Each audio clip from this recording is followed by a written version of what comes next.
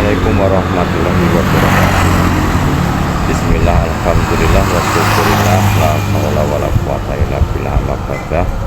Kepada semuanya penggemar channel Habib MTV dimanapun Anda berada, semoga Allah selalu melimpahkan rahmatnya kepada kita semua. Amin, amin. Ya baik pemirsa channel Habib MTV dimanapun Anda berada, dalam video kali ini kita akan membahas ini ilmu yang sangat sulit karena menyangkut tentang maha goib, goibnya goib di dalam goib. Ini juga bisa disamakan dengan rasa di dalam rasa. Juga kehadiran Allah ini sebenarnya ini bisa dirasakan dengan rasa. Jadi rasa di dalam rasa ini sangat sulit sekali. Tapi dalam keterangan yang diberikan oleh beliaunya Kiai Sakur Yasin sangat luar biasa, istimewa karena sangat mudah untuk dipahami. Bayangkan kalau kita menyimak dari kiai-kiai yang lain, ulama-ulama yang lain, ustaz-ustaz yang lain, ini akan sulit dipahami. Tapi dengan uraian penjelasan dari beliaunya Kiai Haji Sakur Yasin ini sangat mudah untuk dipahami. Untuk lebih jelasnya biar kita bisa paham dan ilmunya bisa masuk, mari kita simak bersama-sama video dari beliaunya Kiai Haji Sakur Yasin ini. Semoga ini bisa dipahami, juga bisa diimplementasikan dalam kehidupan sehari-hari, juga bermanfaat. Mari kita simak videonya bersama-sama. Nama saya Ogi dari Makassar. Ogi dari Makassar, iya. Ya, berbicara soal hati, Bu ya.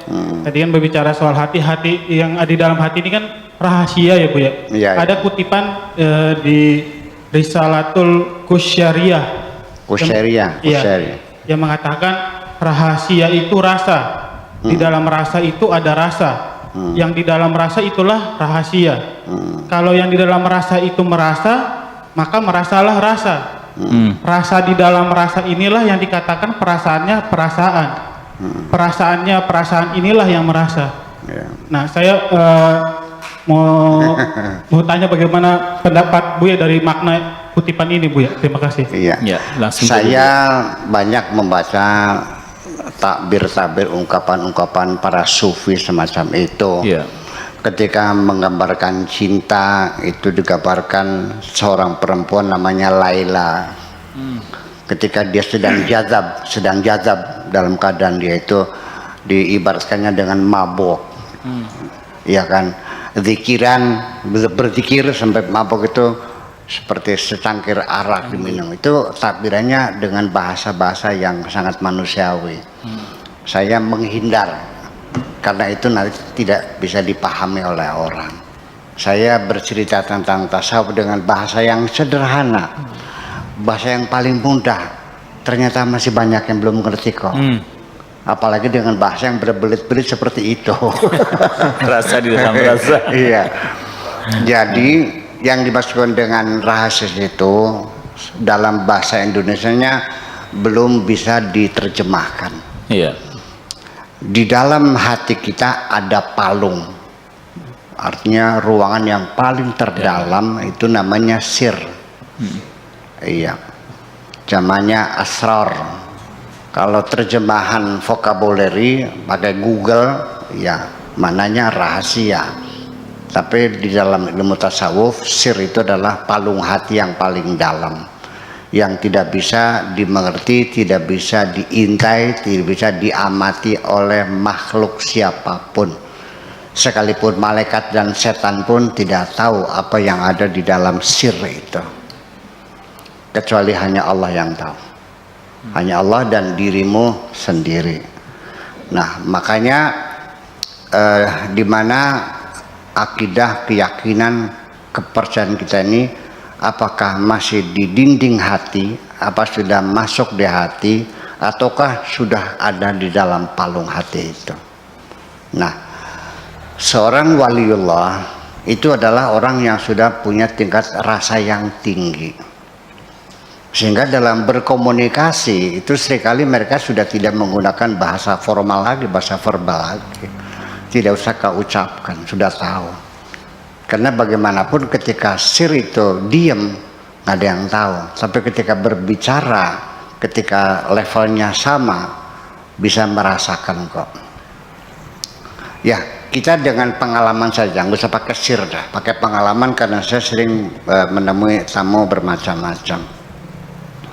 Ketika datang seorang perempuan mengatakan, terima kasih Buya, saya bisa ditemuin, saya mohon maaf barangkali mengganggu, saya datang ke sini minta barokah Pak Kiai dan minta doa. Saya bilang, saya sudah paham. Suami kamu berselingkuh kan? Nanti datang nggak usah cerita, saya paham kamu utangnya banyak. Dari sorot mata saja, kalau matanya buram gitu, itu lagi sakiti hatinya itu. Kalau matanya tuh goncangannya seperti itu, muter-muter lagi banyak utangnya gitu. Ya, dengan gaya yang semacam itu. Ya, sampai dengan logat yang diucapkan juga saya bisa menebak ini orang Sumedang, ini orang Subang Purwakarta, ini orang, ya kan. Kalau bilangnya Kayonge, orang mana tuh? Wong Tegal. Tegal. Iya kan. Bapak ke, mau mana tuh? Berbes. Brebes. Ya. Nah kan seperti itu. Jadi rasa yang dialami oleh para aulia itu tidak akan bisa dideteksi oleh siapapun. Sehingga mereka mengatakan, andaikan para raja itu paham kebahagiaan yang kami miliki sebagai kekasih-kekasih Tuhan, pasti para raja akan memerangi kami. Iya, makanya dalam banyak hal itu kita tidak boleh lagi apapun yang telah Anda rasakan, tidak boleh perasaan Anda sampaikan kepada siapapun. Makanya faliyatalataf wala yus'iranna bikum ahada. Simpanlah di dalam hatimu dan jangan kau ceritakan kepada siapapun. Nah, itulah rasa yang paling dalam, yang bisa merasakannya kita sendiri. Kalau ada orang lain yang merasakan, ya karena ketika itu rasanya berbicara. Jadi begini, sekarang begini, Anda sadar nggak ketika berada di satu komunitas, kehadiranmu tuh nggak ada artinya, tidak dibutuhkan, sadar nggak? Kalau nggak ya dablek namanya. Yeah. Yang nyapa nggak ada, nanya nggak ada, ngapain? Ya rasa tidak nyaman semacam itu. Jadi artinya bahwa ungkapan semacam itu adalah ungkapan-ungkapan yang kadang-kadang bahasanya juga sulit dipahami. Karena bahasa rasa yang paling dalam itu nggak bisa dipahami. Jadi percuma saja akhirnya orang nggak paham juga. Daripada saya berbicara nggak paham, ya lebih nggak usah bicara, sama aja bohong. Beda hanya dengan keilmuan. Nah beda. Kalau ilmu mah bisa dirumuskan, ada rumusnya. Apakah itu musik, apakah itu novel, apakah itu fisika, apakah kosmologi, bisa kita uraikan dengan angka-angka kan gitu. Nah, kalau dalam bidang ilmu pengetahuan, ketika Anda menceritakan seseorang, menerangkan seseorang, kemudian juga orang itu tidak paham, coba introspeksi, jangan-jangan Anda sendiri belum paham.